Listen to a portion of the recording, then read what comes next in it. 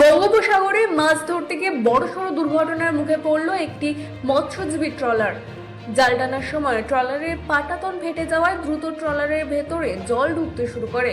তবে পাশ দিয়ে যাওয়া অন্যান্য ট্রলারের তৎপরতায় ট্রলারে থাকা 12 জন মৎস্যজীবীকে নিরাপদে উদ্ধার করা সম্ভব হয়েছে। বর্তমানে ক্ষতিগ্রস্ত ট্রলারটিকে টেনে উপকূলে আনার চেষ্টা চলছে। জানা গিয়েছে, শুক্রবার দুপুরে 12 জন মৎস্যজীবী আল ফাতেহা নামের একটি ট্রলার নিয়ে বঙ্গোপসাগরে মাছ ধরতে যান। বিকেলের দিকে বকখালি থেকে প্রায় 30 কিলোমিটার দূরে তারা জাল ফেলেন। সেই সময় সমুদ্রের ঢেউয়ের মধ্যে ট্রলারটির পাটাতন ফেটে যায়। মুহূর্তের মধ্যেই ট্রলারের ভেতরে জল ঢুকতে শুরু করলে আতঙ্ক ছড়িয়ে পড়ে। বিপদ বুঝতে পেরে মৎস্যজীবীরা সাহায্যের জন্য চিৎকার করেন। নৌকায় থাকা বিভিন্ন মৎস্যজীবীদের ড্রাম এবং বল নিয়ে সমুদ্রে ঝাঁপ দেন। 11 জন একই সঙ্গে ভাসতে থাকেন। একজন সঙ্গীদের থেকে দূরে চলে যান। চিৎকার শুনে আশেপাশে মাছ ধরায় ব্যস্ত থাকা একাধিক ট্রলার দ্রুত ঘটনাস্থলে পৌঁছে উদ্ধার কাজে নামে। শেষ পর্যন্ত 12 জন মৎস্যজীবীকেই নিরাপদে উদ্ধার করা হয়। তাদের ফ্রেজারগঞ্জে নিয়ে আসা হচ্ছে বলে জানা গিয়েছে।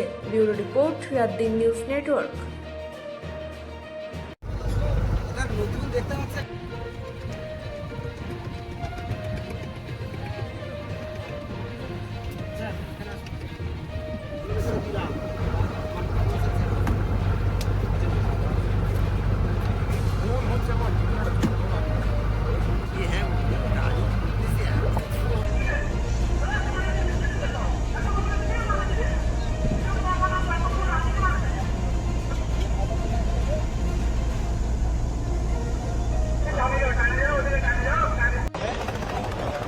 মালিক দেখে দেখে দেখে দেখে দেখে দেখে দেখে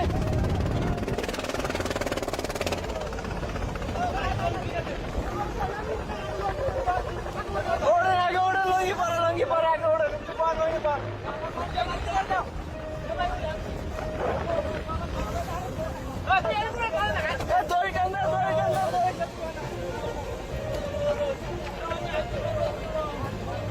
একজন আছে, ওই সামনে একজন আছে।